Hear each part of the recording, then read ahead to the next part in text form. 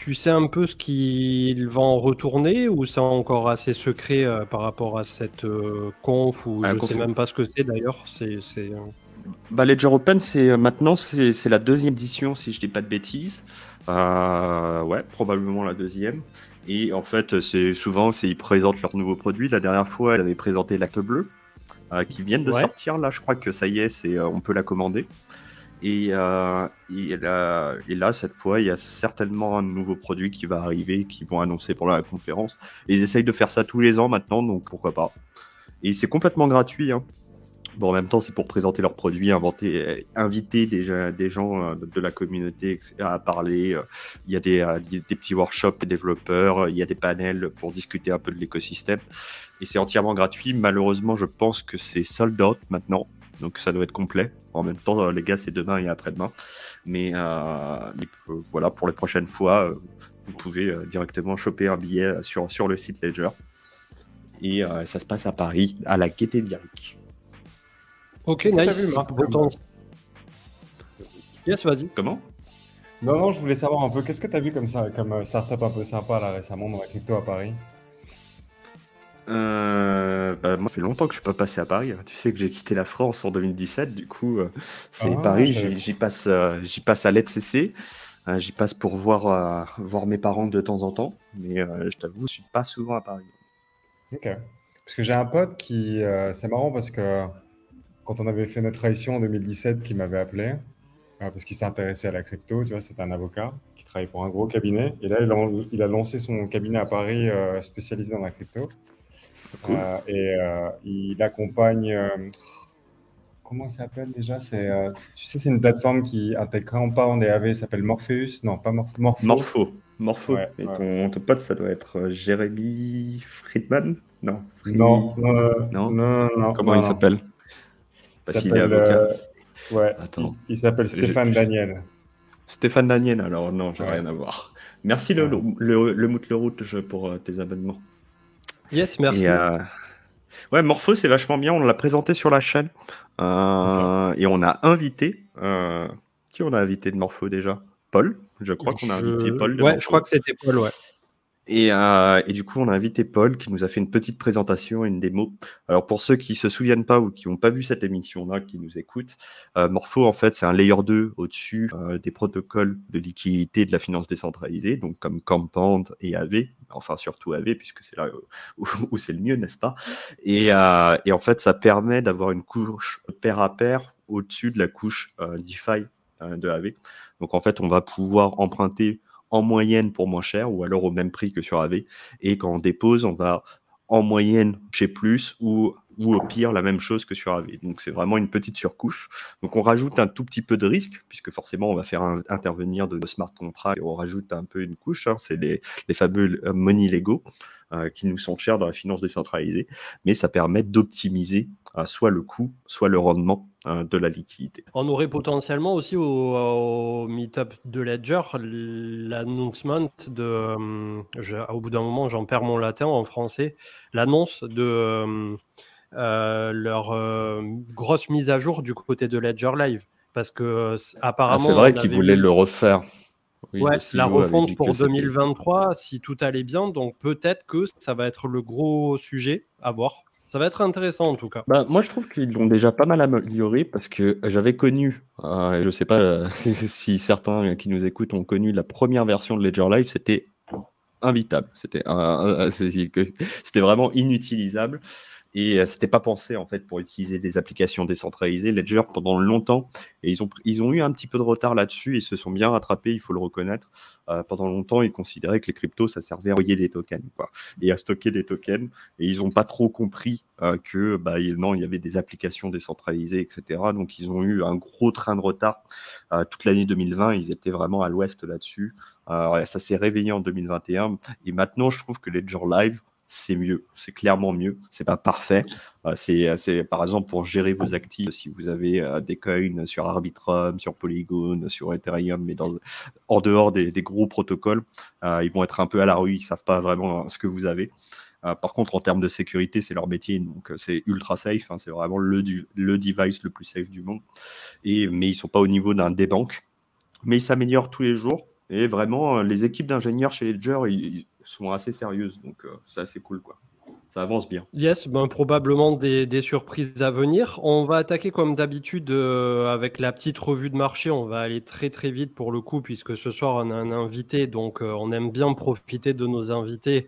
Et donc pour ceux qui nous ont rejoints là depuis une dizaine de minutes, on a Anthony qui est cofondateur donc de Swissborg. Je pense que Swissborg, pour l'immense majorité, vous en avez déjà entendu parler, que ça soit du côté de Twitter, sur la chaîne ou ailleurs, puisque ça fait bien, nous, 2 ans désormais, la première fois qu'on en a parlé sur la chaîne, peut-être plus, la première fois. Donc voilà, c'était vraiment une plateforme, un produit qu'on a suivi quasiment, pas du tout début, mais pas très loin, on va dire une année après vos débuts jusqu'à aujourd'hui. Et c'est vrai que c'est cool de voir au travers du temps des plateformes avancées comme ça et d'avoir aussi des co-founders qui restent tout aussi accessibles malgré le succès qui est au rendez-vous en bull run et malgré le fait qu'on soit là au dur du bear market. Et ça permettra aussi peut-être de discuter tout à l'heure de toutes ces phases qui viennent s'imbriquer et qui nous permettent au travers du temps, malgré les gouttes de sueur comme on a eu avec FTX récemment, d'avancer malgré tout, puisque on verra que peut-être c'était un mal pour un bien aussi ce qui s'est passé récemment autour de FTX. Donc, je vais mettre mon petit écran en partage pour parler un peu des cours rapido presto. Hop là. Donc là, c'est le crypto total. Pour ceux qui sont habitués, pas de grands changements à l'horizon. Ça fait à peu près 1 mois qu'on travaille autour du support de l'ex-ATH de janvier 2018, autour à peu de choses près des 760 à 800 milliards de capitalisation. 800 milliards de capitalisation, pour mettre en perspective, comme je vous en ai parlé dans les 2 dernières émissions, on est sur ce qu'a perdu Amazon en capitalisation en 2022. Juste Amazon. Donc Amazon a perdu l'équivalent du crypto total d'aujourd'hui, du total, incluant Bitcoin, Altcoin, Stablecoin. Donc inutile de vous dire que on reste encore tout petit, voire insignifiant quant à l'océan de la finance traditionnelle. Et pourtant, on continue petit à petit d'arriver à avancer dans ce domaine blockchain, crypto, avec d'un côté, on l'a vu récemment, malheureusement, le FTX qui est venu nous mettre le petit coup derrière la tête, derrière la nuque, juste à un moment où finalement on commençait à se dire qu'on pourrait poser les choses. Et deuxièmement, on est encore en train de déballer les effets secondaires de ce FTX, puisque aujourd'hui, le protocole Maple Finance, qui fait des prêts sous-collatéralisés, a eu un de ses clients, du coup, puisque en fait, ils prennent l'argent des utilisateurs et ils le prêtent à des institutions. Et un de ses clients a fait défaut sur une tranche de crédit de 36 millions de dollars, puisque en fait, cette institution était exposée à FTX et n'est plus en capacité de rembourser l'emprunt. Donc on a encore aujourd'hui l'effet collatéraux qui petit à petit en fait vont se révéler. On va ouvrir les petits papiers et avoir les effets collatéraux de domino qui explose à cause de ce tremblement de terre qui a été FTX. Ouais, donc ça a été vraiment un peu un tsunami additionnel à celui qu'il y avait eu précédemment, et presque heureusement qu'il y avait eu Terra UST et Free Arrows Capital et quelques autres trucs finalement juste avant, quelques mois avant FTX, parce que je suppose que si ça a été FTX qui était sorti en tout premier, ça aurait pu avoir des conséquences peut-être encore plus dramatiques.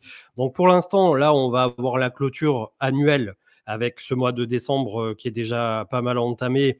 Et finalement, il faut juste laisser ce mois de décembre derrière nous, malgré tout. Ça va permettre aussi de clôturer des années fiscales d'un point de vue business, d'un point de vue aux États-Unis. Je ne sais pas, Marc ou Anto, peut-être vous saurez un peu plus à ce sujet-là par rapport à comment fonctionnent les business aux États-Unis. C'est pas du tout mon côté là pour le coup, mais je crois qu'ils ont des comptes rendus assez stricts à fournir en fin d'année sur justement les clôtures de bilan ou les trucs comptables, à la fois sur les plus-values, les moins-values. Enfin, c'est assez rigide, je crois, du côté US. Bah, là, ce qui est bien, c'est que niveau plus-value, a priori, c'est tranquille là pour les impôts cette année. A priori, il n'y a pas grand monde qui a fait des plus-values en 2022. Bon, après, bien sûr, certains s'en sortent, hein. On peut parier sur les marchés dans les deux sens, mais je pense que la grande majorité des acteurs du marché, là, n'ont pas de plus-value à enregistrer. Donc déjà, c'est ça de prix. La facture d'impôt ne sera pas très élevée pour certains acteurs cette année. Oui, j'ai pas beaucoup de plus à rajouter. C'est clair que les entreprises, si tu veux, elles publient de façon trimestrielle leurs résultats. Donc, bah, ça coïncide aussi avec la fin de l'année. Après, c'est un peu ce que disait Marc, c'est plus les individus qui bah, doivent faire le bilan de l'année et reporter ça dans leur déclaration fiscale. Alors, cette année, si tu as fait des gains, bah, tant mieux, hein, tu as été super bon.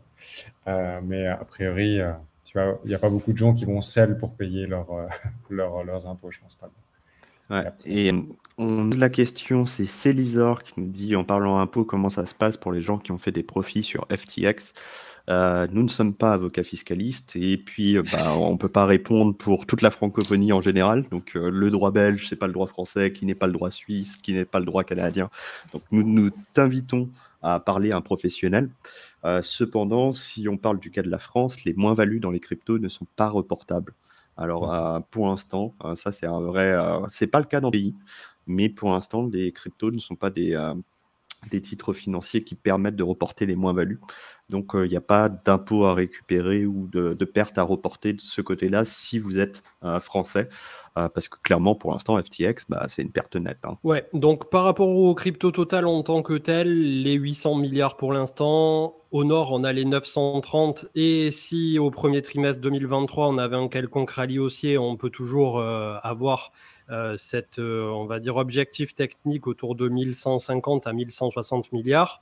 Si jamais c'est une réalisation baissière, eh bien, c'est le grand saut vers l'inconnu, entre guillemets, ou vers le connu, puisque du côté du Bitcoin, on irait visiter dans les targets, on va dire, entre deux, autour de 13 800 $. Ensuite, on a autour de 12 500 à peu près, et les fameux en hebdomadaire toujours, 11 500 à 11 800. Donc, pour arrondir et pour faire des comptes qui parleront à tout le monde, entre 12 et 14 000, il y a une énorme zone ici de travail à venir chercher. D'ailleurs, j'ai enlevé le volume profile. Je vais le remettre, qui correspond tout simplement aux zones qui ont été les plus travaillées en termes de zones de prix. Et on voit que le creux du volume profile nous ramène là aussi autour de 12 000 $. Et la zone ultime est plutôt sous les 10 000. Donc j'espère bien évidemment qu'on n'aura pas à de nouveau dénicher un FTX-like du placard qui nous amènerait malheureusement à 10 000 $ quasi en ligne droite. Pour l'instant, finalement, le marché a plutôt pas mal tanké ce qui s'est déroulé là par rapport à cette perte qui a été quand même assez à la fois immense sur le plan financier, mais surtout sur la confiance qui était placée dans les acteurs qu'on considérait comme solides et de confiance. Et on a vu les ramifications immédiatement, on va dire, justifiées et non justifiées de ce Fed se répandre absolument partout. Plus personne n'avait confiance dans les stablecoins, plus personne n'avait confiance dans aucune plateforme centralisée. Et c'est vrai que de suite, certains ont immédiatement agité le drapeau blanc de montrer les proof of reserve ou funds selon les échangeurs pour permettre d'avoir une certaine transparence. Et là aussi, les utilisateurs en attendent toujours plus, beaucoup plus peut-être, et ça permettra d'introduire donc le sujet de tout à l'heure pour voir qu'est-ce qu'on peut faire demain de mieux, puisque a fortiori, il y aura très peu de chances qu'un jour tout le monde au niveau des utilisateurs crypto n'utilise que sa ledger ou que de la DeFi pure, si j'entends bien, et il y aura toujours un pont qui va se faire entre les crypto-bourses, les apps et le monde justement de la DeFi, ce qu'on appelle vulgairement aujourd'hui la CeDeFi, mais on y revient dans quelques instants.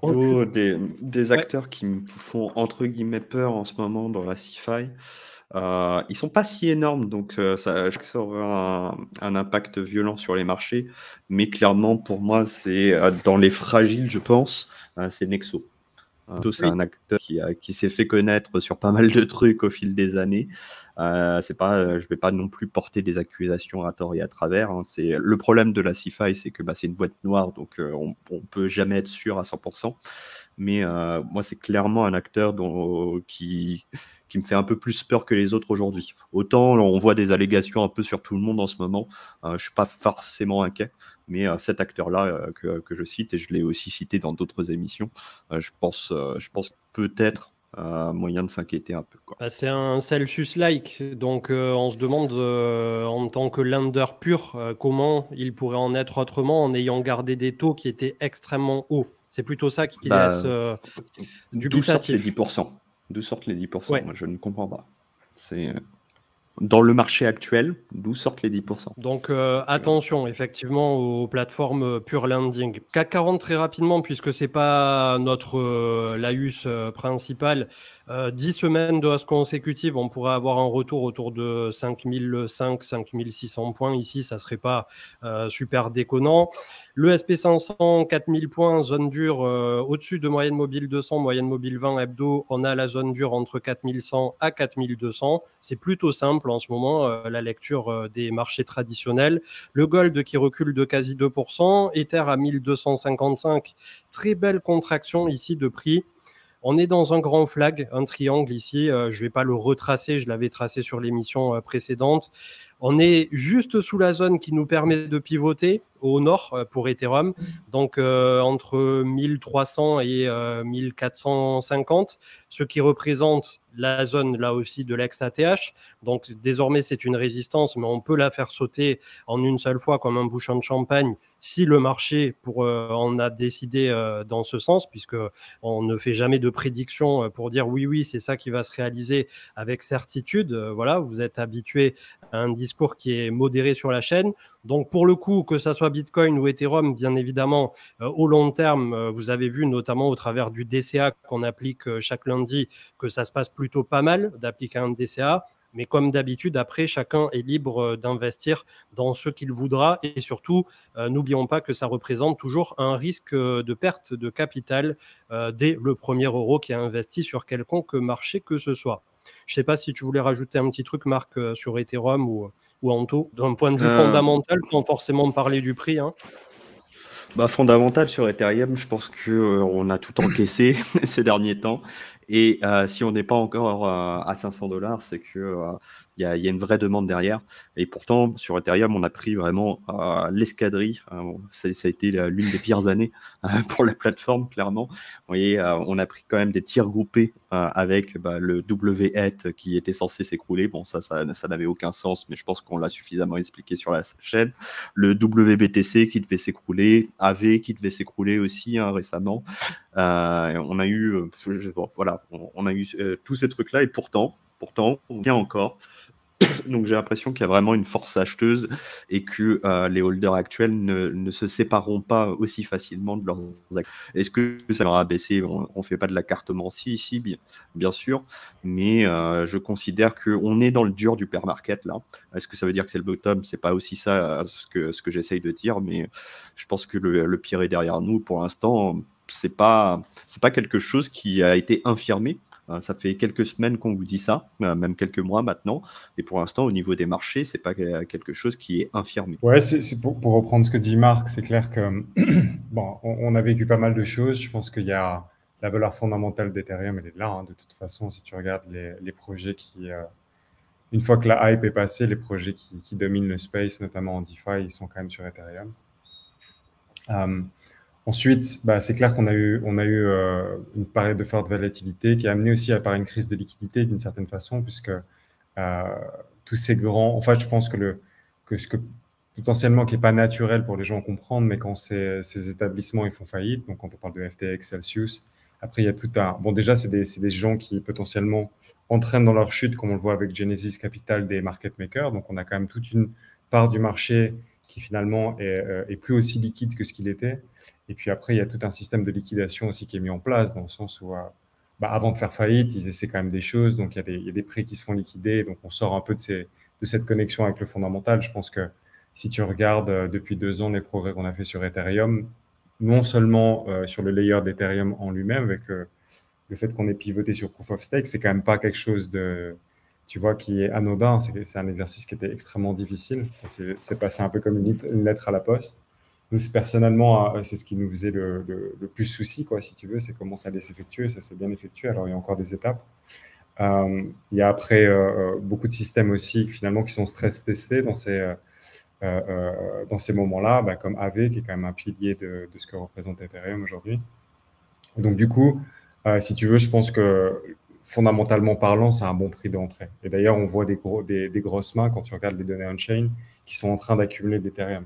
Maintenant, moi, d'un point de vue plus trader, si tu veux, même si c'est pas spécialement moi ma passion, mais bon, ça fait 15 ans maintenant que je fais des marchés, donc je comprends un peu. Le seul truc qui me dérange aujourd'hui, c'est généralement pour qu'on puisse repartir un peu plus vers le haut avec, tu vois, un peu plus de sérénité, il faut quand même qu'il y ait un peu ce phénomène où tu vas perdre 10-20% dans une journée, où tu as quand même une force liquidation. On l'a déjà vécu après Terra, mais là, on l'a pas vécu avec FTX. Et tu sens quand même que On est passé quand même de 1600 à 1100 en un jour ou deux. Ouais, Si tu remontres CM là sur Ethereum, on a fait un ascenseur 1600, 1000 et quelques dans la Oui, journée. c'est ça, ouais. Clairement. Moi, je l'ai senti passer quand même. Hein. J'étais dans mon deuxième jour de vacances. C'est un grand plaisir. À la plage, j'essaye de me détendre après une longue année qu'on a tous vécu. Et pouf, un petit déposition qui se rapproche de la liquidation. Je m'en souviens de ce jour-là. Mais tu vois, par exemple, on s'en souvient tous. On se serait attendu à pire. On se serait attendu à pire, c'est vrai. Tu vois, ce qui est assez sain, généralement, c'est, par exemple, quand je regarde ton graphique, là, où tu mets 2022 low point, c'est quand tu as eu une bougie, puis après, ça a retracé. Tu vois, là, il y a eu des vrais phénomènes de liquidation, on est allé chercher des choses. Et donc, voilà. Bon, ça, je pense... c'est idéalement, si on avait eu ce phénomène-là, même si on l'a eu, effectivement, on l'a eu un peu, hein, quand même, malgré tout, le jour dont tu précises, là, quand on est passé de 1006 à 1002 et quelques, ou 1100. On a eu ce phénomène, mais j'aurais aimé que ça soit encore plus profond, que je me dise, OK, maintenant on a vu le pire, quoi. Là, c'est clair qu'on flotte. Tu sens que la dynamique. Ça, c'est parce du que marché... tu voulais plus d'Ether, c'est ça. Tu voulais acheter le DIP encore moins cher. On le sait. Mais en fait, beaucoup de stable, mais j'aurais pu, Voilà, le DIP a été moins fort parce que tout le monde pensait comme toi, même moi. Hein. Tu te dis, moi, si mon file des Ethers à 1000 $, je les prends. Hein. C'est malheureux, mais c'est comme ça. Hein. Il faut dire aussi, il y a peut-être un changement de prix qui est en train de se mettre en place indirectement de ce que vaut Ether aujourd'hui, l'ETH, depuis le Proof of Stake. Est-ce qu'on ne doit pas mettre une barrière à compter du passage en Proof of Stake qui fait de ETH, entre guillemets, un nouvel actif à partir de là, d'un point de vue de comment on l'analyse même techniquement? C'est peut-être ça aussi qui est le début d'une nouvelle aventure. Clairement, depuis qu'on est sorti du mining et du coup que la pression vendeuse des mineurs a disparu, on parle je crois qu'on a atteint le million d'Ether, ou alors on en est très proche, puisque l'inflation, si vous allez sur ultrasound.money, je vais juste le simuler comme ça, et puis vous pourrez y aller vous aussi. Voilà, 964 000 Ethers d'inflation qui du coup existaient. On a complètement changé les fondamentaux économiques d'Ethereum. Et pour moi, c'est devenu la réserve de valeur. Aujourd'hui, Bitcoin aura toujours sa place, hein, mais Ethereum, si on parle de réserve de valeur, en plus ça se stake, si on parle d'investissement à long terme, pour des gens qui veulent un actif qui performera sur le long terme, Ethereum a pris sa place. Et ce sera difficile de l'en déloger maintenant. Surtout que sur ce créneau de marché des applications décentralisées, tous les sont morts. Aujourd'hui, Solana, c'est mort. Aujourd'hui, Terra, c'est mort. Aujourd'hui, NIR, on n'en parle plus. Et tous les autres, c'est terminé, quoi.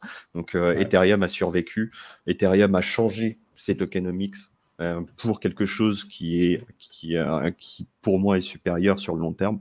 Donc, le marché ne le price pas parce que on est dans le pic du bear market, mais je pense que c'est un pari qui a des chances de porter ses fruits dans les 5-10 prochaines années, clairement. Ouais. C'est clair que moi, j'aime bien regarder, si tu t'éloignes un peu du jeu de prédiction qu'on essaie de tous faire, c'est quoi le point bas. Là, tu rentres typiquement dans un profil d'investissement asymétrique. Tu sais ce que tu perds 1200 balles, mais si tu te donnes un horizon de 3 à 5 ans, la chance que tu gagnes plus que 1200 balles, elle est quand même super élevée. Et en plus de ça, je trouve que t'as quand même, en fait, ce qui est particulier d'Ethereum et que tu retrouves dans aucun écosystème, c'est que tu as quand même un stream de builders qui build, tu vois, tout le temps. Donc, chaque année, tu reviens et tu as des infrastructures qui sont plus solides et qui avancent. Et moi, là, juste pour finir sur ça, il y a une innovation récente qui m'excite un peu. Depuis, ça fait longtemps que je n'avais pas été aussi excité. Peut-être que Marc, t'en as entendu parler, ça s'appelle Eigenlayer. Et les gars, Oui, j'ai pas eu le temps d'aller dedans, mais que du bien, effectivement. ouais. Et donc là, en fait, ce que tu ferais, c'est que tu pourrais restaker ton stake. Donc, c'est des concepts qui avaient déjà été tentés à l'époque avec Bitcoin, etc. Mais en gros, tu vas staker Ethereum pour valider la chaîne et après, tu pourras staker à nouveau ton stake pour performer si tu veux, des consensus additionnels, comme par exemple ce que fait Chainlink. Aujourd'hui, Chainlink, le grand challenge de tous ces oracles et de toutes ces choses qui viennent se superposer à Ethereum, c'est qu'en fait, comme ils recréent leur propre consensus, toi, quand tu crées une application, finalement, même si tu as en transaction level la sécurité d'Ethereum, bah, tu es quand même soumis en fait à la weakness de cet élément supplémentaire que tu rapportes dans comment tu le conçois. Et ce que fait Eigenlayer, c'est qu'il réhypothèque donc les choses, enfin, ton stake d'Ethereum et qui va servir de ce consensus modèle pour lui-même faire des validations supplémentaires. Et donc, du coup, bah, tu vas pouvoir imaginer avoir des Ethereum, en gros, quoi, si on ne rentre pas dans la complexité, qui t'apportent 5% pour valider des transactions, mais qui te rapportent beaucoup plus pour faire d'autres choses, qui peut te rapporter des altcoins ou peu importe. Et ton risque supplémentaire, c'est juste d'être slashé si tu ne performes pas les actions correctement. Mais finalement, ça crée un modèle pour Ethereum extrêmement valuable en termes d'investissement, quoi. Et donc ça, c'est vraiment à suivre. Eigenlayer, je pense que c'est une innovation qui en va du lourd. Et je pense que c'est en complément. En fait, c'est passionnant. On pourrait y passer 1 heure, je pense, à discuter, mais on a plein de choses à aborder dans cette émission. Yes. Et je pense que quand ce sera un petit peu plus mature, forcément, ça reviendra dans les sujets de l'émission. Je pense que c'est bien en complément d'un actif natif, puisque en fait, si les gens créent des tokens, alors certes, c'est pour lever des fonds, on va pas se le cacher, et puis pour pouvoir rassembler des investisseurs et peut-être éventuellement avoir des plus-values, etc.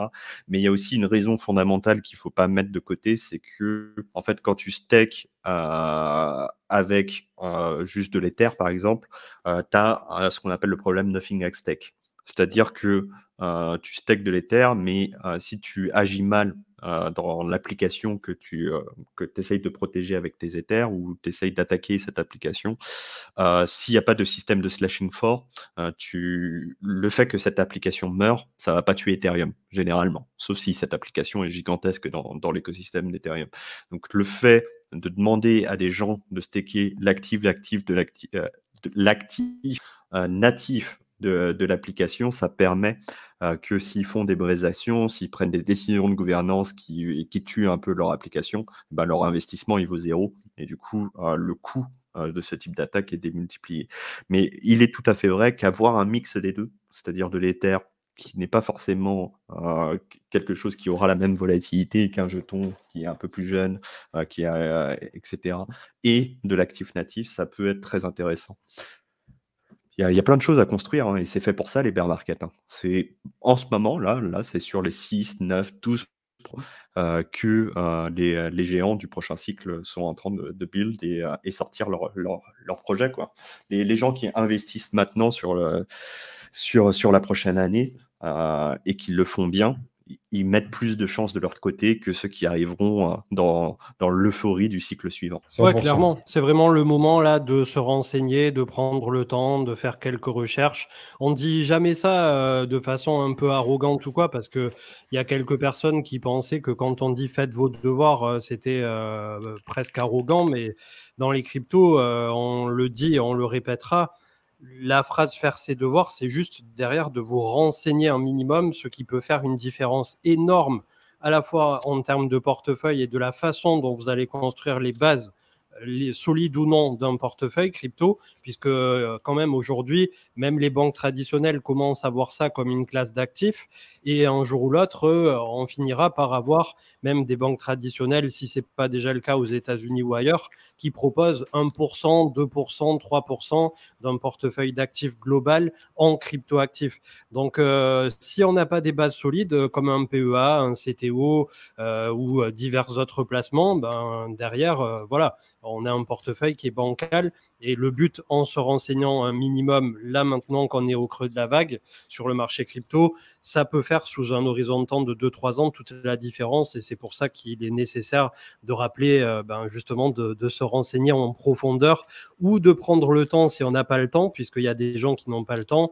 justement, voilà, de consulter un peu de contenu doucement mais sûrement, et pas de se ruer immédiatement sur la crypto numéro 1 encore aujourd'hui en termes de recherche liée à la crypto en Europe, qui est Shiba. Et on a vu sur les holdings de crypto.com qu'ils détiennent 22 ou 25% de leur total sur les grosses adresses de Shiba. Donc voilà, c'est assez leurs parlant. clients, quoi. C'est pas crypto.com, c'est les clients. Oui, de mais crypto.com qui exactement, achètent c'est chez Shiba, ça. Mais c'est là toute la problématique et c'est là où je veux en venir. C'est que sur le cycle passé, nous, on était là à parler de Bitcoin, Ethereum, AAV et quelques autres. Tu avais les gens qui étaient en train de all-in sur Shiba. Donc, tu vois le truc disparate absolu, quoi. Je finis avec mes graphiques en 2-2 et ensuite on entamera les discussions un peu plus autour des sujets majeurs. Le dollar, donc, qui s'est arrêté autour de 104,3. Énorme descente puisqu'on était à 114 passé, pas loin de 115 pour le DXY. On a un support autour de 103 points ici qui devrait très largement arrêter quasi net la descente du dollar. La Bitcoin Alors moi, dominance. sur ce détail, pendant toute l'année 2022, je touchais mon salaire en USDC. Bah, depuis toujours, hein, je touche mon salaire en USDC. Et du coup, je le déposais sur AAV Polygon pour emprunter des jeux euros que je dépensais. J'étais short sur l'euro. J'ai coupé mon short sur l'euro. Et maintenant, mon salaire, je le convertis en euros. Donc là, je fais le pari qu'on est un petit peu sur le point bas de l'euro. C'est un pari personnel. Peut-être que je me trompe complètement. Je ne pense pas que Christine Lagarde est devenue intelligente du jour au lendemain. Clairement, je pense la même chose. Mais l'euro a pris tellement cher que je pense qu'on est plus proche du bottom qu'autre chose. Ça ne va pas non plus aller à zéro. Et du coup, je suis en train de faire un petit peu les choses en sens inverse et être un petit peu plus en euros maintenant et un petit peu moins en dollars. Si je me trompe complètement, je joue un petit peu un rebond de l'euro par rapport au dollar. Et, qui a eu lieu. Hein. Donc là, il y a eu un sacré rebond, je crois 4 ou 5% de Au l'euro. total, on n'est pas loin d'une dizaine de pourcents de bout en bout là. Peut-être que entre le moment où j'ai converti en euros et maintenant, il y a eu 5%, j'ai dû rater le début du chemin ou un truc comme ça. Mais effectivement, ou alors c'est encore plus monté. Mais comme vous le dites dans le chat, non, je ne redeviens pas europhile, loin de là. Mais je pense que voilà, ça va pas aller à zéro l'euro non plus. Donc c'est peut-être intéressant de pas être full dollar, quoi. Et pour terminer, on aura complètement débordé au niveau de l'horaire, mais c'est pas grave, on n'est pas à l'heure ou à la pièce, comme on dit. Donc, on pourra faire une émission un peu plus longue pour profiter de notre invité. Je vois des personnes qui disent dans le chat, laissez parler Anto, mais ça va être le cas dans les prochaines minutes. La Bitcoin dominance qui donc est bloquée littéralement depuis 2 mois autour de 40%, malgré FTX, malgré tout ce qui s'est passé, ce qui fait que pour l'instant, c'est les alts qui, malgré tout, gardent, on va dire, cette certaine dominance face au Bitcoin qui n'a pas su, en tout cas à court terme, redéfendre son propre territoire justement au moment où il y a eu FTX. Donc ça, c'est quelque chose aussi peut-être qui est annonciateur de la théorie qu'on avançait précédemment, que plus tard, la capitalisation totale continuera de grossir. Bitcoin sera plus gros et probablement plus haut, on l'espère tous, en prix que maintenant. Mais les alts vont continuer de prendre leur part de marché et peut-être qu'un jour, on aura une dominance à 10, 20, 30%. Voilà, à voir sur le prochain cycle. Je pense que ça risque d'être intéressant aussi à observer. Donc, on est ce soir en présence de Anthony, qui est le cofondateur de Swissborg. Alors, dites-nous dans le chat déjà si vous connaissez ou pas du tout Swissborg. Je pense qu'il y aura une majorité qui connaissent plutôt que l'inverse, mais voilà, ça va permettre de faire peut-être la rétrospective. Donc, Anto, vu que le chat nous disait qu'on ne t'a pas encore assez entendu, c'est ton moment. N'hésite pas à la fois à nous dire en quelques mots qui tu es, d'où tu viens. Qu'est-ce que Swissborg, pour ceux qui ne connaissent pas, là aussi en quelques mots, et ensuite on déroulera autour de ça. Cool. Bon, merci pour l'invitation, en tout cas, Cryptomatrix. Donc, super cool d'être là avec Marc. Bon, Marc et moi, on s'aime bien depuis un petit moment. On se voit pas souvent sur les plateaux. Mais ça fait longtemps qu'on se connaît maintenant. Hein. Ça fait, ouais. Je pense qu'on s'est rencontrés en 2019, si je dis pas de bêtises. Ouais, exact. Donc, non, c'est assez cool. C'est vrai que donc, pour rebondir sur ce qu'on vient de dire, donc, moi, je suis cofondateur chez Swissborg. Swissborg, qu'est-ce que c'est? C'est une plateforme purement européenne. On a vraiment un European player. Notre but, c'est vraiment de construire, d'être un peu la fierté de l'Europe pour tout ce qui concerne acheter des crypto-monnaies. Donc, on a fait une ICO en 2017. Et donc, c'est la première fois qu'on a rencontré AV, qui s'appelait Etherland à l'époque. Donc, ça fait longtemps qu'on se connaît. Et on a lancé notre application en 2019 et on a grossi pas mal. Depuis, on a 700 000 utilisateurs. Et donc, sur l'application, tu retrouves des crypto-monnaies. Nous, on a plus une approche curated, si tu veux. Donc, on essaie de créer vraiment un univers d'investissement qui est simple à utiliser. On a des bonnes relations aussi avec les régulateurs, les banques, ce qui fait que je pense que parmi tous les acteurs qu'on retrouve aujourd'hui dans le marché, il n'y en a plus beaucoup. En CeFi, on a une offre de fiat, donc de monnaie traditionnelle, de monnaie de l'ancien monde, qui est assez large. Donc, on a 18 fiat, je crois, à l'intérieur de l'application. Tu peux déposer aussi en carte bleue. On fait Instant SEPA et Faster Payment pour ceux qui sont au UK. Donc, si tu déposes de Revolut, par exemple, ça va prendre quelques secondes. Et donc, après, tu peux aller sur la marketplace dans laquelle tu peux acheter des cryptos. Donc, ça, c'est le produit de base qu'on a offert. Et ensuite, on a évolué vers du yield. Donc, on était les premiers en 2020 à proposer un yield purement DeFi. Donc, contrairement à Nexo ou tous les autres acteurs ou Celsius, on a toujours donné la full transparence sur ce qu'on faisait en termes de yield. Donc, depuis 2020, on fait ça. Donc, maintenant, c'est directement dans l'app. À l'époque, il fallait aller sur le blog pour voir comment l'argent est alloué. Donc, on est notamment chez AV et tout ça, ce qui fait qu'on n'a pas toujours proposé des taux à 10%. On a des fois proposé, au tout départ du DeFi, on avait des taux sur USDC qui sont montés jusqu'à 40%. Puis là, après, ça s'est normalisé. Comme tout le monde sait, les taux dans le DeFi se sont normalisés. Et là, récemment, on vient de faire une nouvelle innovation qui s'appelle les thématiques. Donc là, tu achètes directement un panier de crypto. Donc, la première thématique qu'on a sortie, c'est la thématique qu'on a appelée le Web3. Dans lequel tu retrouves Ethereum, Polkadot, enfin tous les ambassadeurs du Web3. Donc, en achetant cette thématique, tu achètes déjà 44% de toutes les cryptos qui existent. Et donc, dedans, on en a 13 cryptos. On rebalance ça donc, toutes les semaines, ce qui veut dire qu'on prend les gains sur celles qui ont le mieux performé, puis on réinvestit dans celles qui ont le moins bien performé. Et tous les 3 mois, on revoit l'allocation. On se dit, est-ce que c'est toujours Revelan d'avoir, je ne sais pas moi, Cardano? Est-ce qu'il y a une nouvelle, je crois qu'il y a plus de 150 blockchains aujourd'hui, tokens de blockchain. Donc, est-ce qu'il y a des nouveaux qu'on veut rentrer, etc. Et si tu veux, le but, c'est vraiment de permettre aux gens de se dire, quand j'achète cette thématique Web3, je l'achète aujourd'hui, je sais que dans 10 ans, ce sera toujours là. Parce que la majorité des cryptos, la réalité, c'est, regarde, on a commencé le bull market en début 2020 et puis fin de cette année, on a mangé le bear market. Qu'est-ce qui reste? Tu regardes la DeFi, il reste les mêmes acteurs qu'il y a 5 ans. Il y a quelques nouveaux acteurs comme Curve. Mais en fait, finalement, les vrais acteurs, il n'y en a pas beaucoup. Et il y a beaucoup de tokens qui sont créés. Il y en a beaucoup qui vont à zéro. Et les gens ne reverront jamais leur argent parce que les fondateurs sont partis faire d'autres projets et s'en foutent complètement, quoi. Donc, le but de ces thématiques, c'est de dire, nous, on sélectionne ces cryptos. Donc, vous pouvez vous focuser sur qu'est-ce que je kiffe dans la crypto? Est-ce que je kiffe les infrastructures? Est-ce que je kiffe le DeFi? Est-ce que je kiffe le gaming? Tu peux acheter ça et tu sais que dans 10 ans ou dans 5 ans ou peu importe, ces cryptos-là seront toujours là. Parce que la réalité, c'est que la majorité des trucs que tu peux acheter sur Binance, pour pas critiquer, tu sais qu'ils vont aller à zéro et les fondateurs ils vont être partis ou les équipes seront parties. Donc, c'est des tokens qui sont morts, quoi. Et donc, c'est cool d'avoir des mêmes tokens, mais peut-être qu'on en a un peu trop maintenant dans la crypto. Et donc, le but de ces thématiques, c'est vraiment de donner un univers curated, c'est simple d'utilisation. Et donc, chez Swissborg, on essaie vraiment d'avancer toujours comme ça, de créer des innovations qui permettent en fait à tout le monde d'accéder à la crypto, mais de façon un peu plus, dans un univers un peu plus confortable, avec beaucoup plus de transparence. Il y a une face humaine aussi, on existe depuis 6 ans.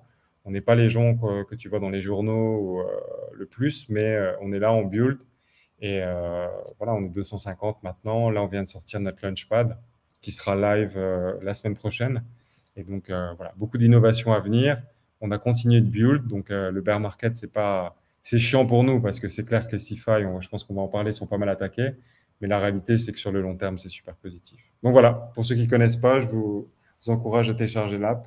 Je pense qu'on fait un truc super cool. Yes, et du coup, c'est justement la passerelle vers le sujet important, puisqu'on l'a vu avec la débâcle de FTX, qui finalement a détruit aussi, rompu quelque part un peu la confiance des utilisateurs dans les plateformes centralisées. Alors vous, c'est vrai que pour Swissborg, pour l'avoir pratiqué moi-même et encore en être utilisateur aujourd'hui, j'ai eu la chance au passage d'être Genesis, d'avoir les avantages des Genesis, c'est-à-dire d'avoir 1 pour 1, de quasiment aucune commission sur l'app et tout ça, et d'une façon toujours extrêmement fluide. Enfin voilà, à ce jour, si vraiment je retenais mes 3 plateformes centralisées préférées, c'est les 3 dont on a parlé sur la chaîne, Crypto.com, Swissborg et Bitpanda. Et je veux dire, les 3 ont chacun leurs avantages, chacun des trucs qui ont été mis en avant, la CB pour Crypto.com, Bitpanda, ça fait un all-in-one dans lequel on peut investir un peu sur tout. Et vous, Swissborg, c'est un peu un hybride, un pont justement entre la CeFi, parfois la DeFi, comme on l'a vu, comme tu disais, avec du yield qui a été simplifié au maximum du maximum pour permettre à n'importe qui en 3 clics de rentrer sur des parfois protocoles qui n'étaient pas si aisés que ça si on devait mettre les mains dans le cambouis. Clairement, sur ce sujet, par exemple, l'un des tout premiers intégrateurs d'AV, donc là on parle vraiment d'AVV1 au premier jour, donc aux premières heures de 2020, c'était Swissborg, et c'était quand même une époque où il n'y avait pas grand monde qui utilisait un non, ça semble naturel à tous ceux qui nous écoutent de faire des transactions, d'avoir un MetaMask, d'utiliser des plateformes décentralisées directement, etc. Je peux vous dire qu'en début 2020, c'était vraiment un nouveau monde, et on est très content d'avoir eu Swissborg dans l'un des tout premiers intégrateurs. On avait travaillé ensemble directement là-dessus, et pour que ça devienne une réalité et permettre aux gens, par le biais d'une application qui leur était accessible, d'accéder à de la finance décentralisée, qui était un terme que les gens ne connaissaient même pas à l'époque. Donc, il y a une utilité, et je pense qu'il y aura toujours un public pour ces applications qui sont tierce parties et qui permettent d'offrir un service, et un service à la fois je n'aurai pas le nom français de convenience, mais je pense que vous comprenez ce que je veux dire, et aussi de curation. Puisque c'est beau de se dire on va tous avoir un ledger, on va tous aller interagir avec les protocoles soi-même, faire ses devoirs, faire ses recherches, etc. Moi, j'y passe entre 10 et 15 heures par jour depuis presque une décennie maintenant, et je connais peut-être 5% de l'écosystème. Pour quelqu'un qui arrive dans l'écosystème, avoir, ok, la DeFi, regarde, il y a un panier de devises, le Web3, regarde, il y a un panier de devises, les protocoles, tu peux voir Compound, tu peux voir AV, tu peux voir certains trucs comme ça, et tu es vraiment dans un environnement où quelqu'un a fait ce travail de recherche à ta place, et du coup, tu n'auras pas toutes les options possibles, c'est sûr, mais c'est quand même un point d'accès et un point d'entrée qui est vachement confortable, que je trouve plus intéressant que les échangeurs centralisés qui vont aller jouer avec les fonds de leurs utilisateurs. Et je pense que Marc, pour reprendre ce que tu dis aussi, je pense que c'est clair qu'aujourd'hui, il y a un peu ce truc CeFi versus DeFi.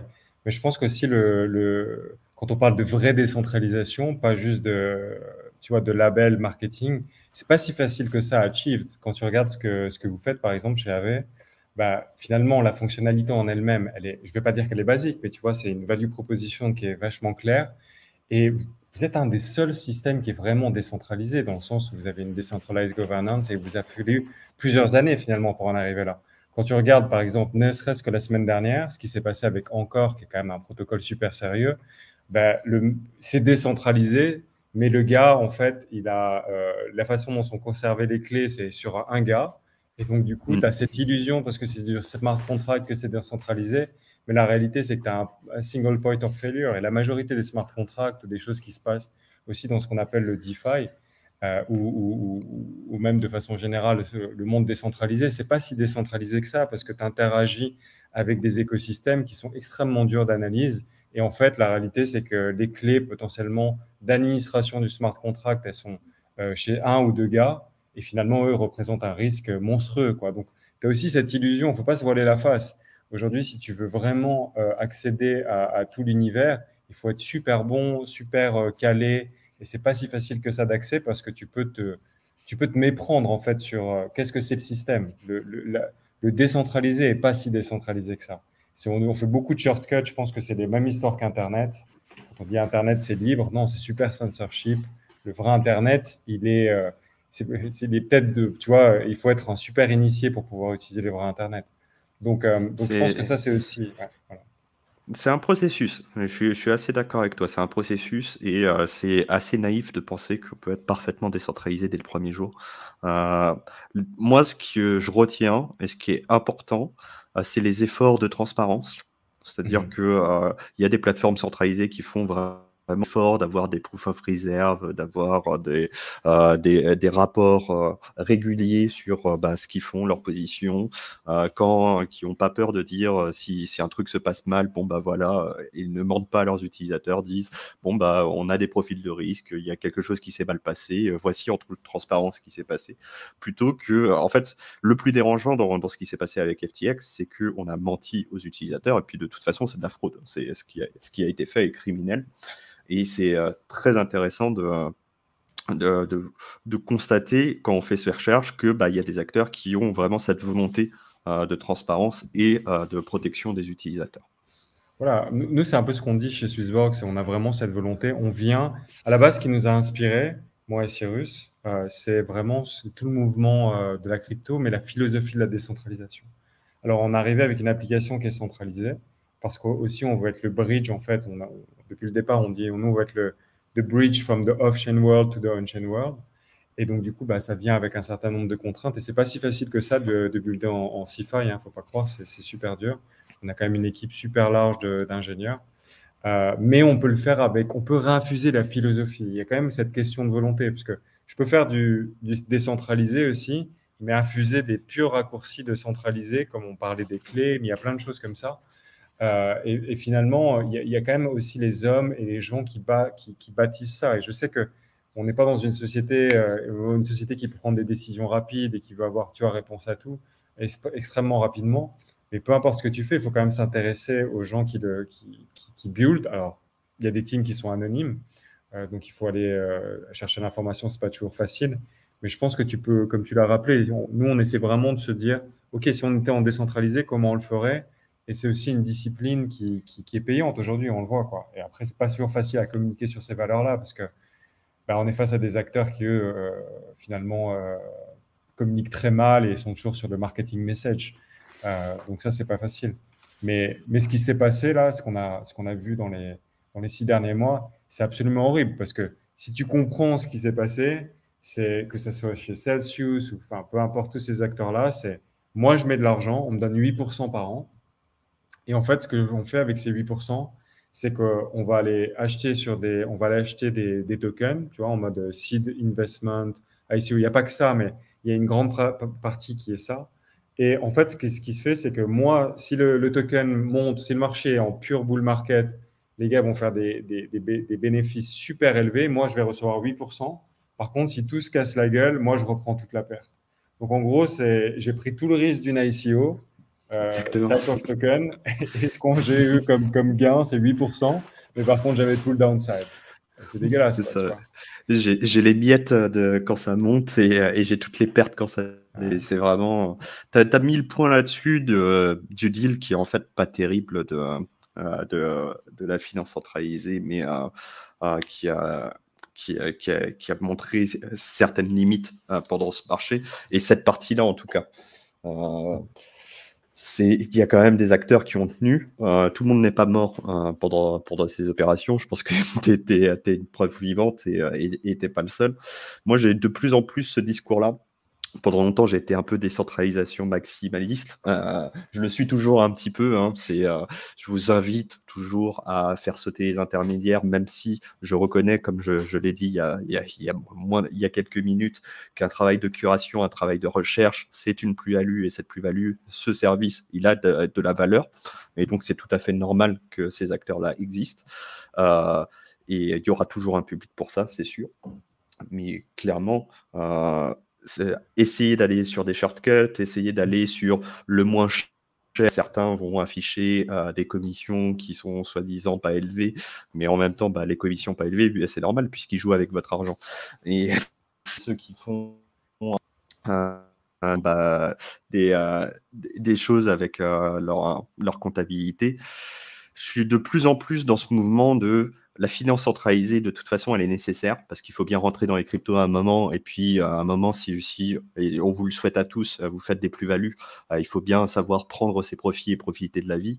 Et on aura aussi besoin de la CeFi toujours pour pouvoir sortir de l'écosystème crypto. Au moins en partie.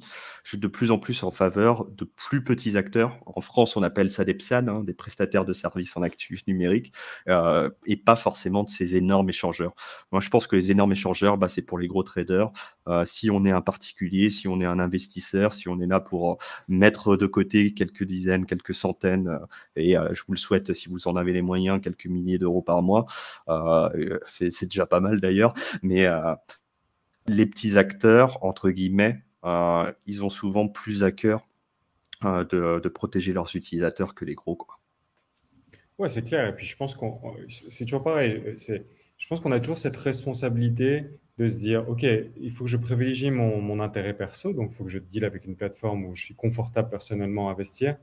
Mais il faut faire aussi, je pense, avec des écosystèmes que tu sais, ils vont promouvoir une philosophie, ils vont se battre pour créer une réalité qui va aller dans le sens aussi de ton investissement. Donc, moi, ce que je dis souvent, c'est au-delà voilà, tous les produits qu'on a chez Swissborg, on essaie de se différencier parce que c'est clair qu'on est dans un space qui innove beaucoup. Donc, on met vraiment l'innovation au cœur de ce qu'on fait. Et après, on manage l'argent des gens. Donc, il y a une certaine responsabilité. Mais on fait ça aussi, encore une fois, vraiment avec cet embryon de se dire, autant qu'on peut, on veut permettre à la crypto, quoi, et tout ce qui est blockchain technologie, d'avancer, quoi. Et on ne fait pas de la crypto parce que c'est un good business to do, quoi, et parce qu'on va remettre, on a des actionnaires qu'il faut qu'on enrichisse à fond, etc., etc. Non, c'est vraiment tout ce qu'on essaie de faire, on essaie de le faire aussi pour faire avancer. Donc, si non, tu achètes de la crypto avec un écosystème qui, en plus, fait tout pour que cet écosystème grandisse, tu es doublement gagnant, quoi. Tu vois, tu es doublement gagnant parce que en titre perso, peut-être que tu reçois un bon service, mais en plus de ça, tu vas faire en sorte que ton investissement en lui-même s'accélère.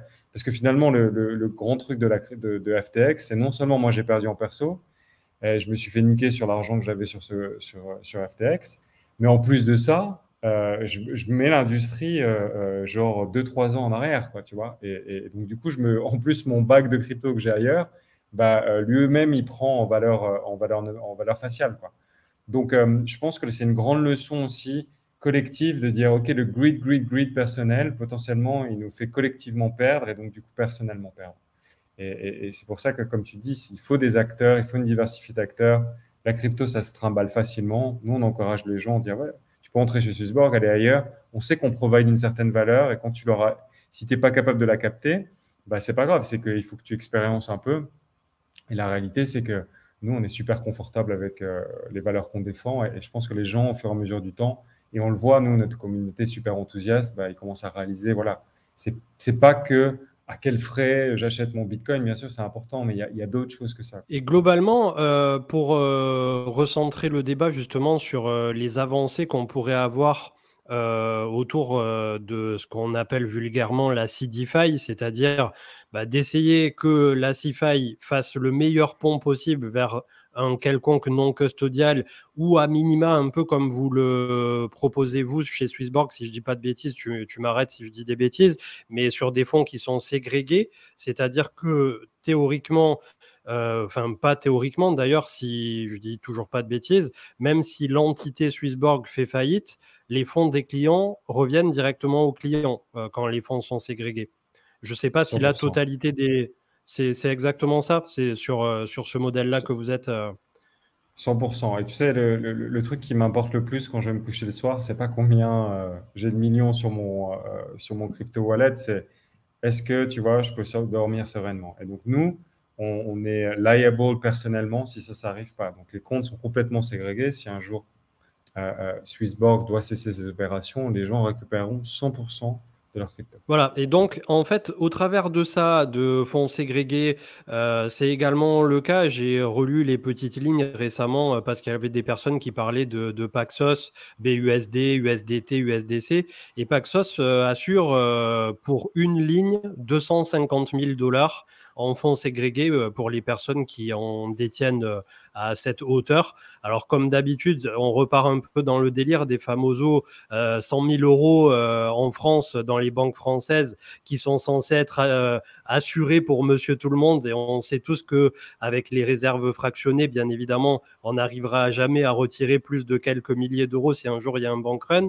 Mais dans la crypto, finalement, si vraiment on veut un peu faire le meilleur des mondes, un monde voilà, quasi parfait, utopique dans la crypto, quel serait pour toi peut-être le ou les 2-3 points sur lesquels il pourrait encore y avoir des avancées majeures pour permettre justement d'avoir toujours plus de transparence, d'avoir un utilisateur qui est tranquillisé, qui n'ait pas peur demain que justement on a un FTX bis, d'avoir fait confiance, d'avoir aussi la preuve de traçabilité, la proof of funds, proof of reserve. Quel serait selon toi le point, peut-être, si tu en avais un seul à retenir, qui puisse faire avancer considérablement cette industrie dans le bon sens et, comme tu le disais à l'instant, dans le sens de l'utilisateur, puisque c'est ça aussi la finalité. C'est peut-être une question un peu vaste, mais... Ouais, c'est une bonne question. Alors, ce qu'on a vu à la suite donc, de ce qui s'est passé avec FTX, pardon, c'est tout le monde a publié, enfin pas tout le monde, mais une partie des acteurs ont publié leur proof of reserve. Personne n'a réellement publié ce proof of liability parce que c'est un exercice qui est extrêmement dur à faire. Enfin, on-chain du moins, quoi. Donc, je sais pas, spontanément, tu vois, nous on travaille, donc même si tu vois par exemple ce qu'a sorti Binance aujourd'hui, c'est cool, tu vois, nous aussi on travaille sur ça, mais c'est pas non plus state of the art pour dire ah oui, ça c'est ma liability, ça match 100% avec ma réserve. Donc si je voulais me concentrer sur ce point de vue-là, franchement, c'est pas facile, quoi. Je pense que il y a une question, j'imagine, de collaboration qui devrait intervenir. Mais je ne suis pas réellement un spécialiste. Je sais que Nico, notre CTO, il s'intéresse à toutes ces questions-là pour qu'on puisse donner de plus en plus, tu vois, de transparence sur ça. Après, dans l'absolu, si tu veux, si je regarde, ouais. J'ai pas de réponse vraiment pertinente sur ce point de vue-là parce que je pense que ces questions de liability, elles sont assez complexes à résoudre dans un monde CeFi parce que, par exemple, si je prends le cas de Swissborg, nous, on reçoit des versements de comptes bancaires. Donc, si tu veux, comment on va donner de l'accessibilité avec tu vois, un compte en banque, par exemple, qu'on a en francs suisses dans une banque suisse, il faudrait que la banque en elle-même, et en fait, même si elle fait une API ou si elle ouvre, tu vois, si on donne un accès sur notre compte, tu vas être quand même potentiellement en train enfin, tu regardes une database, donc tu ne peux pas avoir de certitude que c'est bien là comme on-chain. Donc, c'est pas facile. Après, moi, quand les gens me disent, OK, bon, Swissborg, vous avez publié votre proof of reserve, qu'est-ce qui garantit? Je dis, regarde, je vais te donner, il y a quand même une question de bon sens, tu vois, ce qui est un peu dérangeant dans l'épisode FTX, c'est que le gars qui est le CFO d'FTX va dire, non, mais je savais pas, il y avait une backdoor. Enfin, 9 milliards, tu vois ce que je veux dire? Il te manque, je sais pas, 5 milliards de Bitcoin, va checker un peu sur les ledgers. Moi, je sais contre Jérémy, son équipe, ils nous reviennent quand on est dans l'équipe DeFi pour 1000 balles, tu vois. Donc, si je prends des ordres de grandeur, tu vois, qui sont simples, si tu prends Swissborg, donc nous, on dit publiquement, on a 700 000 utilisateurs. Je prends Crypto.com, ils disent qu'ils ont 50 millions d'utilisateurs. Quand tu regardes notre proof of reserve, nous, on a à peu près 600 millions. Et Crypto.com, ils ont 3 milliards. Donc, tu vois, le rapport, ils ont 50 fois plus d'utilisateurs que nous. Mais nous, en rapport, on a 600 millions versus, je sais pas combien ils ont, 2,5 milliards, on va dire 3 milliards pour être généreux. Donc, ils ont 5 fois plus. Donc, je me dis, si avec 50 millions d'utilisateurs, ils ont que 5 fois de plus nos trucs, nos assets, tu peux trust Swissborg, quoi, tu vois. Ça veut dire que nos utilisateurs, en moyenne, sont 10 fois plus riches que eux. Alors, on est en Europe. Eux, je pense qu'ils sont effectivement, ils sont mondiaux. Mais a priori, tu vois, on reste sur des ordres de grandeur qui montrent que Swissborg est quand même assez. Donc, je pense que pour l'instant, on peut pas faire mieux que ça, que raisonner un peu en ordre de grandeur et comprendre est-ce que dans les chiffres, entre le volume, ce que les nombres d'utilisateurs, ça fait du sens où ils sont et où ils sont positionnés. Nous, on n'a pas d'énormes traders parce qu'on est une plateforme assez simple. Et puis, je pense que voilà, l'industrie, idéalement, il faudrait qu'on travaille tous ensemble pour. Ouais, pour donner de la cohérence, mais je ne sais pas si ça va arriver. Ouais. Je ne sais pas si j'ai très bien répondu à ta question. Mais voilà, quoi. Si, mais peut-être justement d'avoir le point de vue de Marc sur un ou deux points, vu justement de la DeFi, qu'est-ce que la DeFi pourrait amener à la CeFi pour l'amener un peu plus vers la DeFi. Je ne sais pas si c'est très clair, mais... Bah, en fait, ce qui est bien, c'est que quand on va interagir, même quand on est un protocole CeFi, quand on va interagir avec la DeFi, toutes les positions, bah, si elles sont on-chain, elles sont visibles. Donc ça, on peut facilement, si on veut faire du proof of reserve, du proof of position. Après, il faut comprendre aussi que bah, il y a une partie commerciale. Donc, il est tout à fait acceptable, par exemple, de demander à un acteur DeFi, bah, de toute façon, c'est de base, hein, que toutes les positions soient visibles à chaque seconde. Ça, c'est tout à fait normal, c'est parce que c'est on-chain et c'est comme ça que ça marche.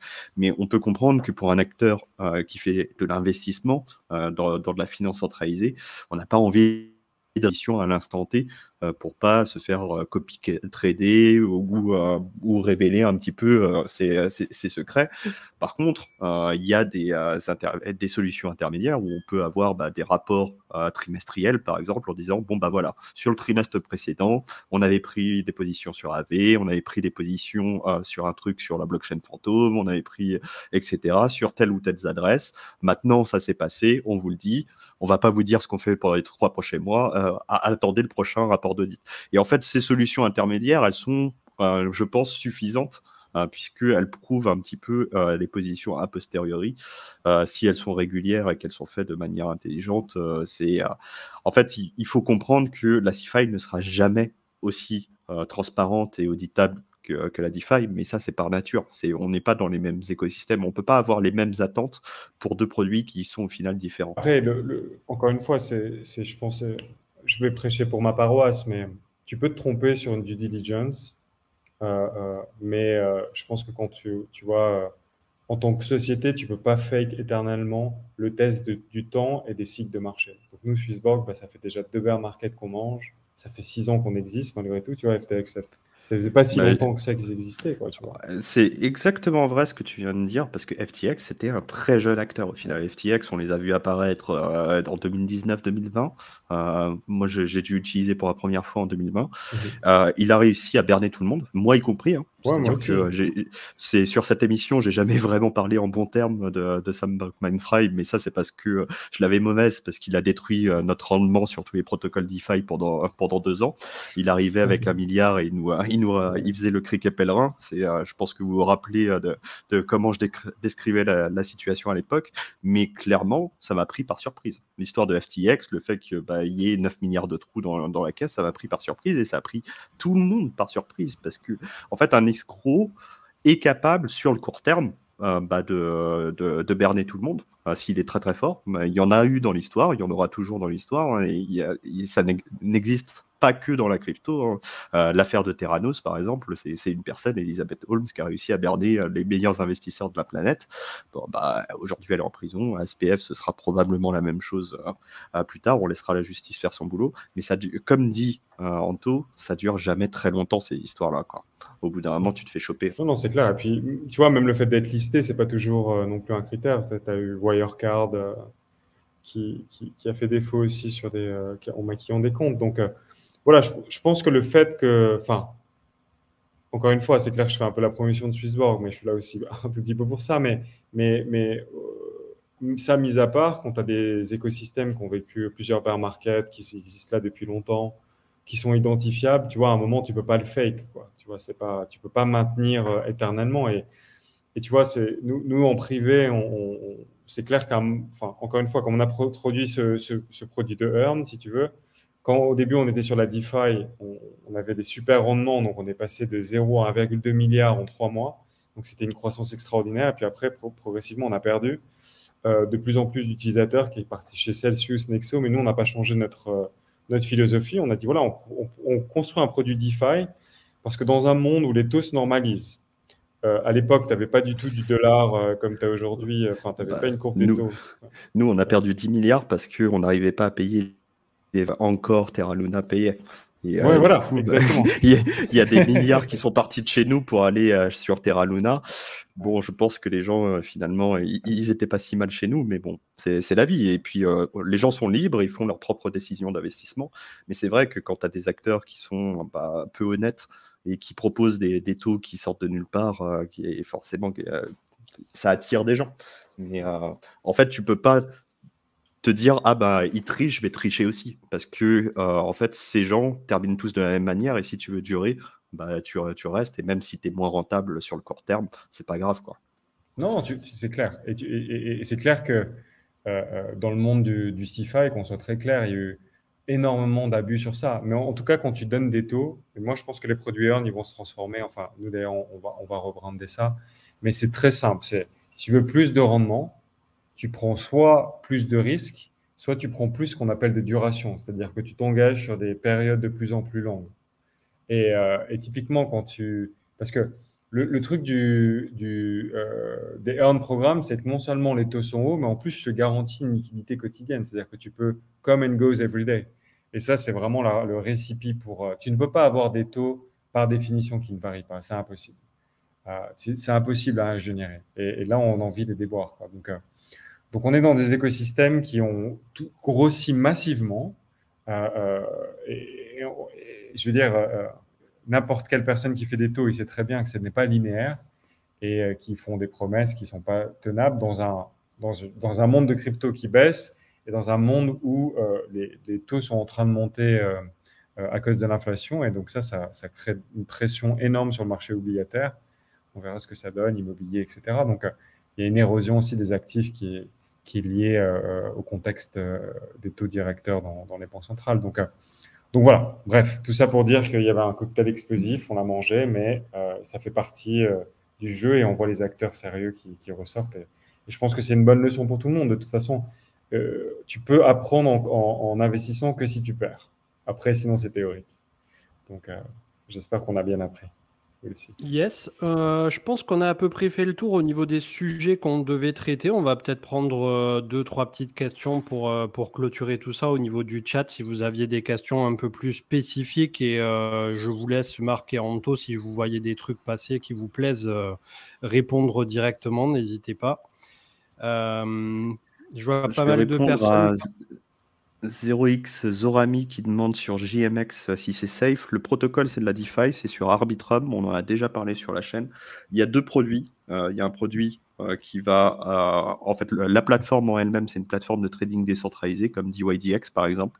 On va pouvoir prendre des positions avec levier à la hausse ou à la baisse. Donc, c'est vraiment orienté pour les traders. Si vous êtes trader, bah, ça fait une alternative à la finance purement centralisée.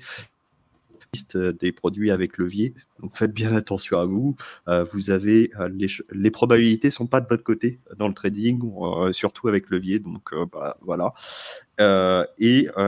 Sinon, dans le côté investissement, il y a deux produits. Il y a le staking du JMX, qui est leur actif natif, qui va proposer un rendement en Ether. Donc, c'est pas de l'inflation. Il y a une partie d'inflation, mais l'essentiel du rendement est en Ether. D'où vient ce rendement? De l'activité économique réelle, c'est-à-dire que les gens qui prennent des trades, ils payent des taux d'intérêt. Quand on fait des trades avec levier, en fait, on emprunte de l'argent. Cet argent qu'ils empruntent, ils payent un taux d'intérêt et une partie de ces frais va directement à ceux qui stackent du GMX.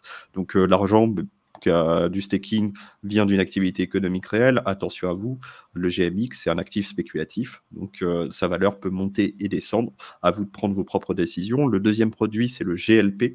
Le GLP, en fait, c'est un panier de devises qui sont disponibles au trading dans l'application GMX. Donc, dedans, vous avez du stablecoin, vous avez aussi du WBTC, de l'Ether, du Uni, du Link, et je crois que c'est tout. Et en fait, vous investissez dans ce panier de devises. Là encore, vous allez toucher un rendement en Ether qui vient d'où? Des gens qui payent des intérêts, c'est-à-dire que les gens qui prennent des positions avec le levier, des shorts par exemple, ils vont vous emprunter des actifs qui sont les sous-jacents du GLP, pardon, et dessus. Là, on peut avoir une perte si les traders sont trop bons. C'est-à-dire que théoriquement, si les d'argent peut avoir une perte holder du GLP, staker du GLD, vous êtes contrepartie des traders. Sauf que ça, c'est quelque chose qui a bien été expérimenté dans SNX, par exemple, longtemps au début de la DeFi. C'est qu'en moyenne, les traders perdent de l'argent. Donc, il peut y avoir des pertes sur le court terme, il peut y avoir des pertes sur le moyen et le long terme, bien sûr, il y a toujours des risques. Mais en général, il y a un rendement qui est positif sur des plages de temps un petit peu plus longues. Vous êtes un liquidity provider, faites bien vos recherches. C'est un produit qui est sérieux. Il y a des risques comme tous les protocoles DeFi, mais si vous faites vos recherches, c'est pas quelque chose qu'on vous déconseille forcément. Attention, si vous allez en tant qu'utilisateur et que vous prenez des produits avec levier, faites attention quand vous prenez ce type de position. Et juste pour rajouter un dernier mot, pour ceux qui se poseraient la question, est-ce qu'ils doivent trader ou est-ce qu'ils doivent acheter du AV ou du CHSB pour le long terme, je trouve que GMX, au-delà de tout ce que tu viens de dire, Marc, qui est très précieux, c'est le parfait exemple que faire du trading, c'est super dur. Parce que si tu regardes GMX, ils ont fait à peu près, 95 millions de fees, donc de revenus en fees. Et si tu regardes le PNL cumulé de tous les traders, je crois que c'est 2,5 millions. Donc, tu as à peu près 2,5% de revenus pour les traders et 100% pour la plateforme. Donc, oui. Voilà. De toute façon, AV, c'est AV, JMX, ces plateformes-là, nous, en fait, on vend les pioches. C'est-à-dire que en fait, les gens qui vont déposer leur stablecoin sur AV, ils touchent de l'argent qui sort pas de nulle part, ils touchent de l'argent de gens qui vont emprunter des stablecoins sur AV pour prendre des positions sur les marchés. Mais en fait, ces gens qui prennent des positions pendant toute l'année 2020 et 2021, ils ont été plutôt gagnants. Je pense qu'en 2022, il y en a peu qui ont ouvert des positions qui ont été gagnants, mais c'est la loi des marchés. Vous, quand vous vendez dans la ruée vers l'autre les pelles ou les pioches, de toute façon, vous gagnez. Vous gagnez à tous les coups. Mais vous gagnez moins. Vous n'allez pas faire x1000 dans la journée, c'est sûr. Vous n'allez pas trouver une énorme pépite d'or en donnant un coup de pioche. Mais petit à petit, étape par étape, vous touchez vos petits frais. Ouais, ça en fait des bons candidats, effectivement, pour se faire comme ça on va dire des petits placements peut-être alternatifs sur des plateformes aussi qui, on l'a vu sur Uniswap, sur Curve, parfois même sur AAV, peuvent déclencher derrière des rendements en fonction de ce qu'on stake. Et comme disait tout à l'heure aussi Anto, c'était, je crois, le leitmotiv de Curve aussi, selon les années qu'on acceptait de bloquer ces CRV, on peut avoir différents rendements au travers du temps. Donc c'est vrai qu'il est toujours bon aussi, peut-être on pourra clôturer là-dessus d'ailleurs, de rappeler, mis à part après si Anto tu veux répondre à une ou deux questions spécifiques sur le chat liées à Swissborg, mais par rapport au risque toujours, forcément qui dit rendement, déjà même sans parler de rendement d'ailleurs, juste d'investir sur un marché, ça représente forcément déjà un risque en tant que tel. Donc ça c'est le premier niveau, presque le layer 1 du risque. Derrière, on vient essayer de faire de la liquidité, du prêt, de l'emprunt. Parfois, certains font de la boucle autour de ça, c'est-à-dire du levier en plus, ce qui a conduit parfois à des situations assez dramatiques ou assez tendues.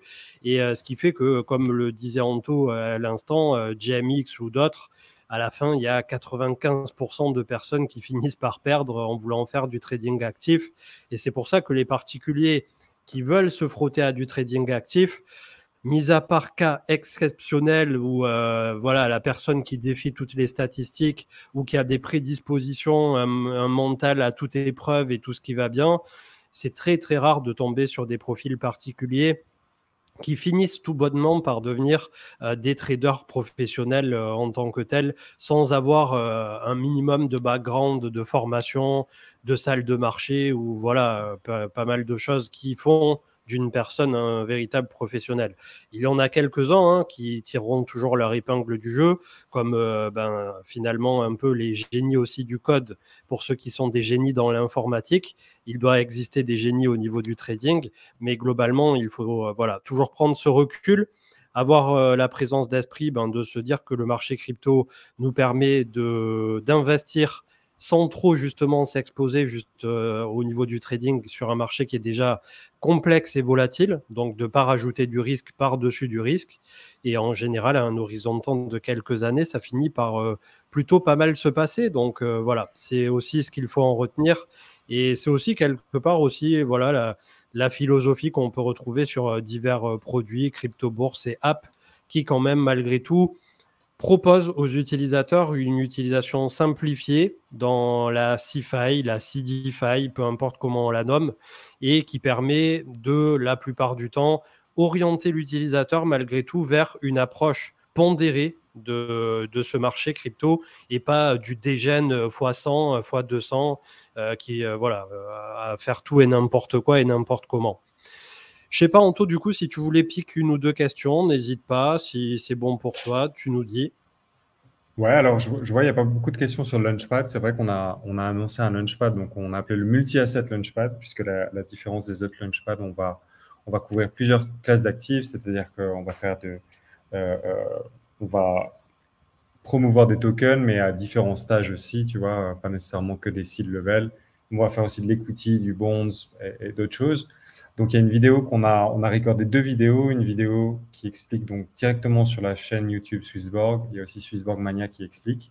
Et pour ceux qui veulent voir en live qu'est-ce que sera notre Launchpad, on le lance la semaine prochaine, le 13. Donc, connectez-vous à swissborg.com et vous aurez donc le premier Launchpad, qui est la vente de notre propre equity, qui sera dispo à partir du 13. Donc voilà, et après, je vois des questions aussi sur des projets, notamment Mimo sur notre plateforme. Donc oui, continue de build. L'équipe est toujours en place. Voilà, je pense que ça va faire partie des projets, surtout un peu avec le clinique qu'on a eu, qui vont être assez intéressants. Certainement, on va faire une collaboration sur des produits assez intéressants. Je ne peux pas encore en parler avec eux. Et puis voilà, hein, sinon, voilà, c'était très cool de venir sur la chaîne, partager avec Marc. C'est toujours un plaisir d'être avec toi. Cryptomatrix, merci beaucoup encore pour l'invitation. C'était très cool et puis on refait ça voilà. On refait ça pour les prochaines mises à jour, hein, avec plaisir. Okay. C'est vrai que tu viens pas. Vous m'entendez plus? Si, c'est bon, là, c'est revenu. Tu nous as fait un petit R2D2. Ah bah ça c'est. Je sais pas pourquoi, j'ai des problèmes de micro depuis un mois et j'ai rien changé à ma config. J'essaye de réparer, mais bon. Non, mais c'était si plutôt la connexion peut-être qui a fait un petit lag. Ah bah ça, il va falloir que je ferme certains onglets, donc c'est ça que tu es en train de me dire. Il y a trop de nœuds qui tournent. Exactement, ça doit être ça. Bon, en tout cas, c'était un grand plaisir et oui, repasse sur la chaîne quand tu veux, Anto. Top, merci beaucoup les gars. Merci d'avoir été là, Anto. Merci Marc, comme d'habitude. Et à tous, on était quasi 1000 il y a quelques dizaines de minutes vers 22h. Ça fait plaisir. En plein bear market en plus. Continuez d'être prudent, continuez d'être curieux. Et on se retrouve mercredi du côté de YouTube. Et vous aurez le replay de cette émission sur YouTube aussi d'ici demain matin. Très bonne soirée à tous et à très vite. Ciao, ciao.